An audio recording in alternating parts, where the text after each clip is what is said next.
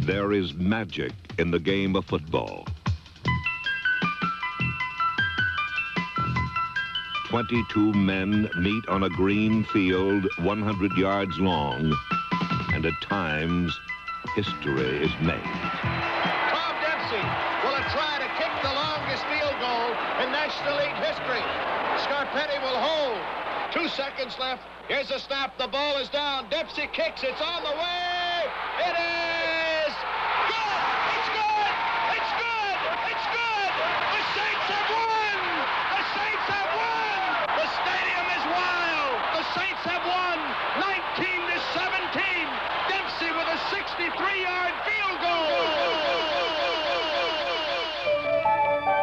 Magic. Some have possessed it for a moment, others for a lifetime. Like the wind, it comes and goes, but the memories remain. Memories of miracle men whose magic has earned them a special place in pro football history.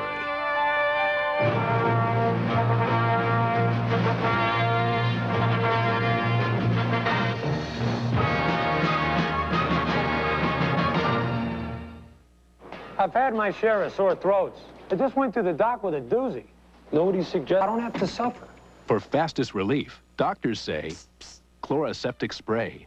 The history of professional football is filled with great players, but only a select few can truly be called the best ever.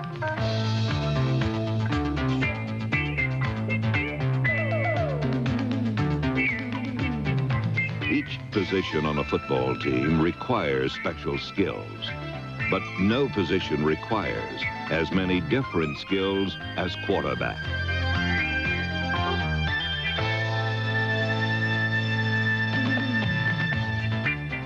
It has been said that the true measure of a quarterback is how many times he leads his teammates to the championship. If that be the guideline, then Otto Graham is the best ever.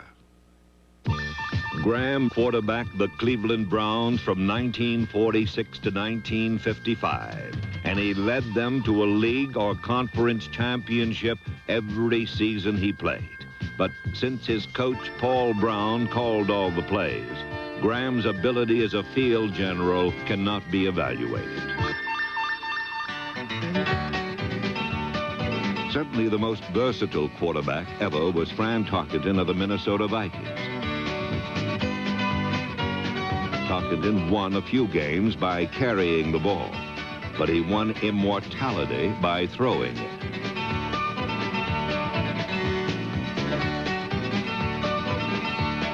Although he never played on a truly great team, he completed more passes for more yards and more touchdowns than any quarterback in pro football history.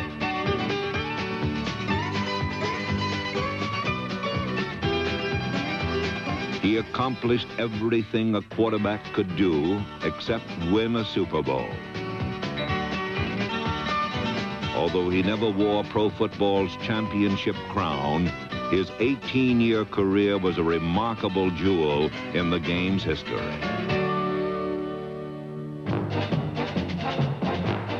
Like Fran Tarkenton, Roger Staubach, number 12, was an excellent scrambler, and he too left behind some impressive records. He is the NFL's all-time passing leader, and twice he directed the Dallas Cowboys to the World Championship. He was an elusive runner and a talented passer, but his spirit, courage, and ability to absorb punishment carried him far beyond the boundaries of talent.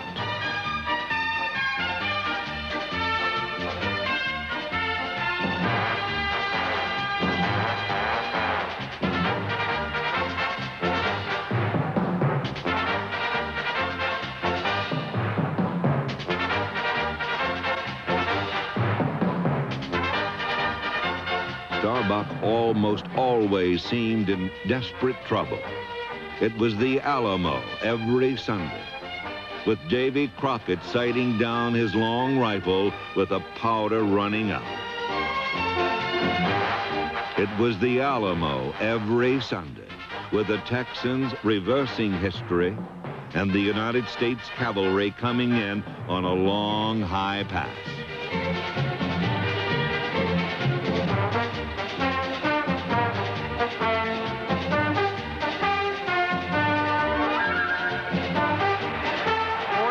Seconds left in the game. Redskins lead by 6. Second down and 8. From the 8-yard line. No shotgun this time. Staubach throwing in the end zone. Tony Hill! Touchdown! Tony Hill! Oh, the stadium goes wild! The Cowboys have won the East! The Cowboys have come from behind twice! Unbelievably! I ain't never seen nothing like this. Staubach could rightfully be called the best ever, were it not for a humble-looking hero in high-top shoes whose journey to greatness began on a misty December afternoon in 1958. In the first sudden death overtime in NFL history, a 25-year-old quarterback named John Unitas directed the Baltimore Colts to the winning touchdown in the championship game against the New York Giants. Unitas calling out the signals. Unitas gives to Amici. The Colts are the world champions. Amici scores. The most dramatic finish in professional football.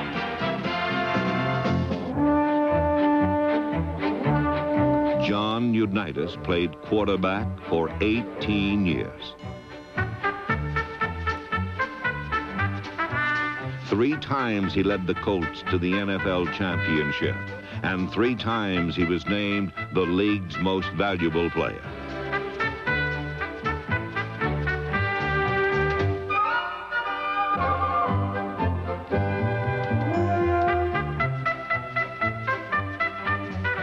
Unitas threw touchdown passes in 47 consecutive games, pro football's equivalent of Joe DiMaggio's 56-game hitting streak.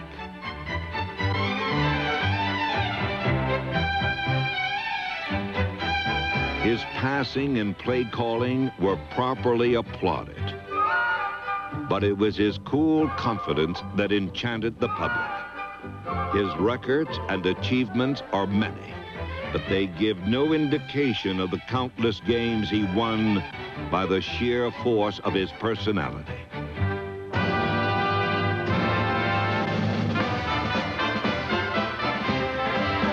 He demanded and got the very best his teammates had to offer.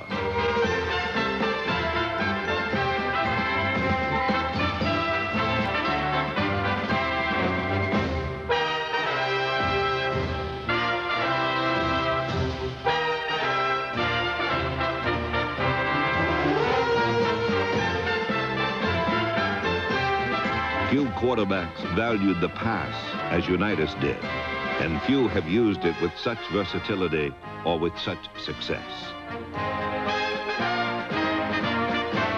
When John Unitas walked off the field for the last time, the Baltimore Colts lost the player who had made them champions, and pro football lost a quarterback who could truly be called the best ever. I wanted a new sound system for my car, but who do you trust? All those car stereo places. Cool. Salsa. That's right. Salsa de Ben Loma. No more than a routine season-ending game between the Bears and the 49ers. What they got was a slice of history.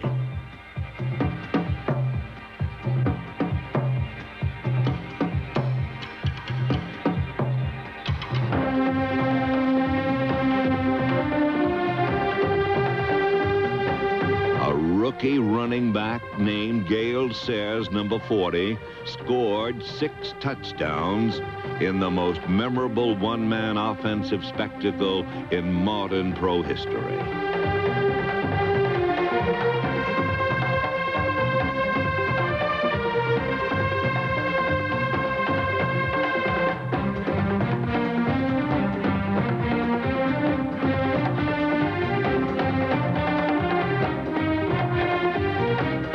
There have been many great runners in pro football, But no one ever scored more touchdowns in more different ways in one game than Gayle Sayers. While Sayers' performance was the best ever for a single game, O.J. Simpson, number 32, was the best ever for a single season. In 1973, Simpson became the first runner in football history to rush for more than 2,000 yards in a single season.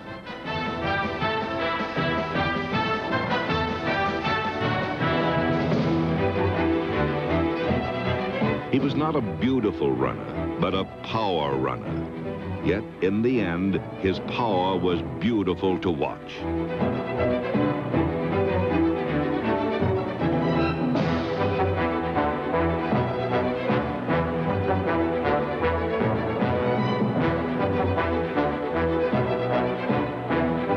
Never has one player given so much, so often, to so many.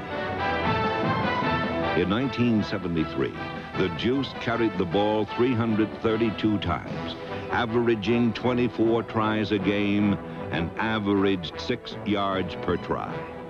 O.J. Simpson's 2003-yard season was the best ever. But this historic achievement does not put him at the top of the runner's pyramid.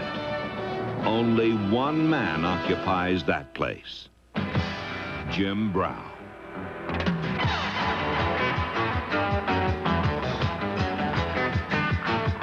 No man ever ran with a football for as much yardage, and no man ever scored as many touchdowns. Jim Brown's career total of 12,312 yards gained rushing is the unscaled Everest of all records. Simpson's record is a mere way station on the treacherous climb toward this highest peak.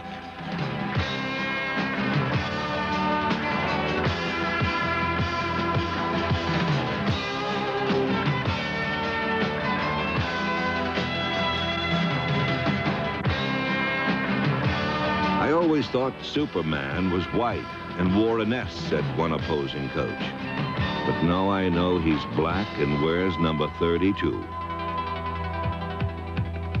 Jim Brown was the locomotive and the speeding bullet, and all others were just tall buildings to be leaped at a single bound.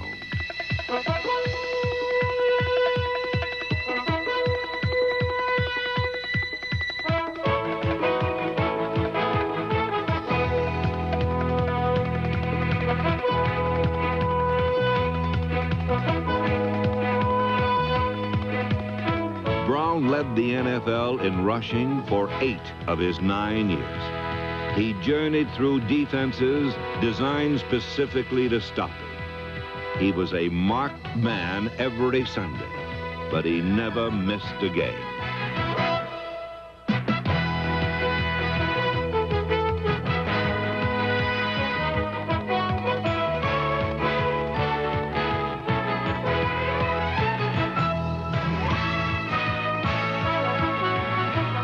In 1965, Jim Brown had the discipline to retire at the peak of his career, a simple yet infinitely complicated personal act that few celebrated athletes have ever achieved. He retired to make movies in Hollywood, but he left his legend where it belongs, on the football field as the best ever.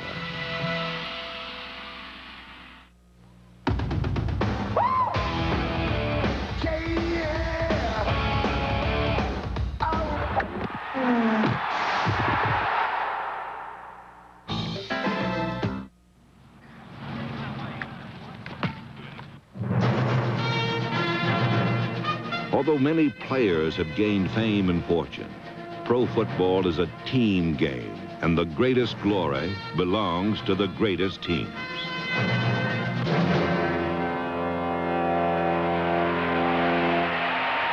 What the hell's going on out here? Everybody grabbing out there. Nobody tackling. Just grabbing, everybody. Grab, grab, grab. Nobody tackling. Put your shoulders in there out there. Vince Lombardi's passion for perfection made a small community in the Midwest a synonym for team excellence. In Green Bay, Wisconsin, on December 31st, 1967, the temperature was 15 degrees below zero.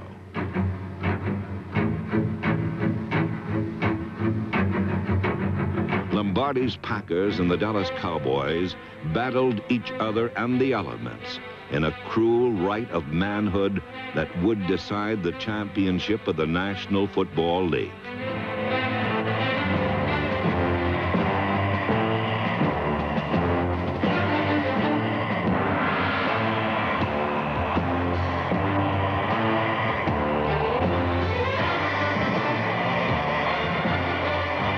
Had the Packers won this game easily, as it first appeared they would have been remembered as the team of the 60s.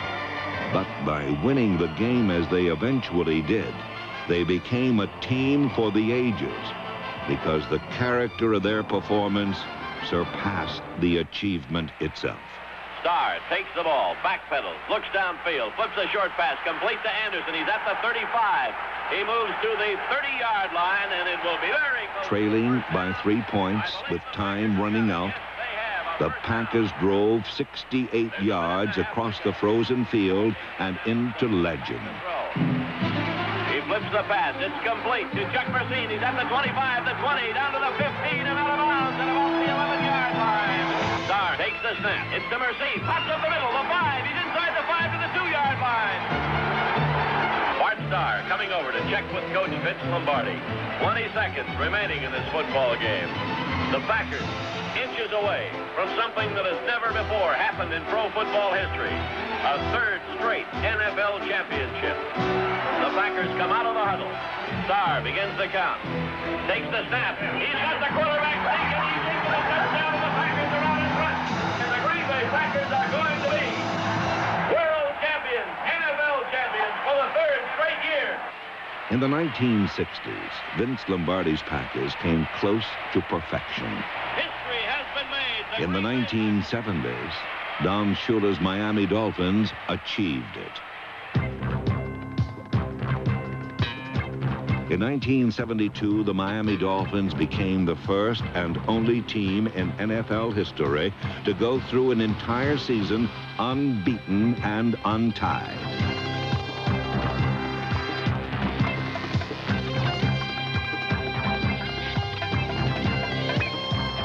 The Dolphins were a team whose strength was in its balance rather than brilliance. Fullback Larry Zonka, number 39, was the power gear in Miami's grinding, steady, mistake-proof offense.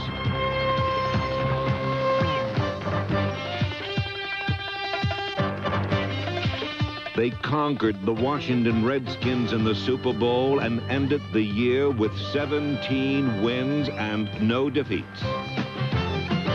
For one season, no team was ever better than Don Shula's 1972 Miami Dolphins.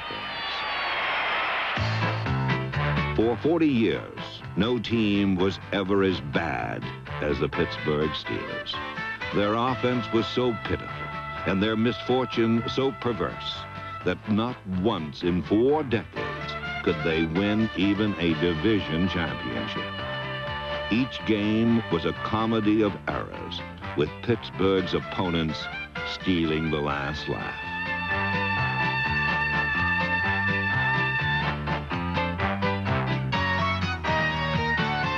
But this sad story became ancient history when Chuck Noll became head coach of the Steelers. In 4 years, he rebuilt the team, and in 1972, the Steelers made the playoffs for the first time. For connoisseurs of destiny, it was a day to remember. And Bradshaw back and looking again. Bradshaw running out of the pocket, looking for somebody to throw to, fires it downfield. And there's a collision. That's caught out of the air. The ball is pulled in by Franco Harris. Harris is going for a touchdown for Pittsburgh. Harris is going. Franco Harris pulled in the football. I don't even know where it came from. Absolutely unbelievable. Holy moly. The immaculate immaculate reception of Franco Harris marked the beginning of Pittsburgh's rise to power. In the following years, they would win more games and win more Super Bowls in more different ways than anyone ever thought possible.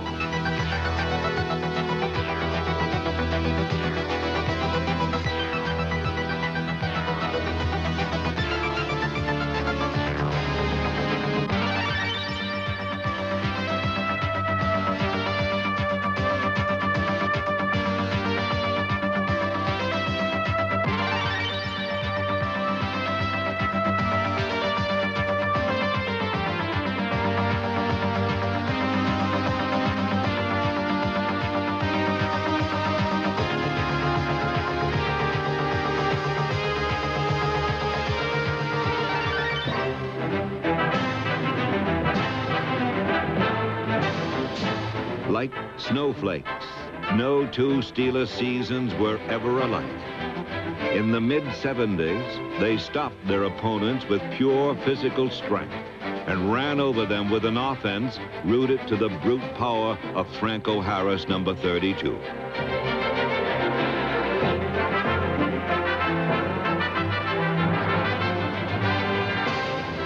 In the late 70s, the Steelers elevated football to a higher level, with Terry Bradshaw throwing to John Stallworth and Lynn Swann, number 88. Pittsburgh passed over teams they used to run through.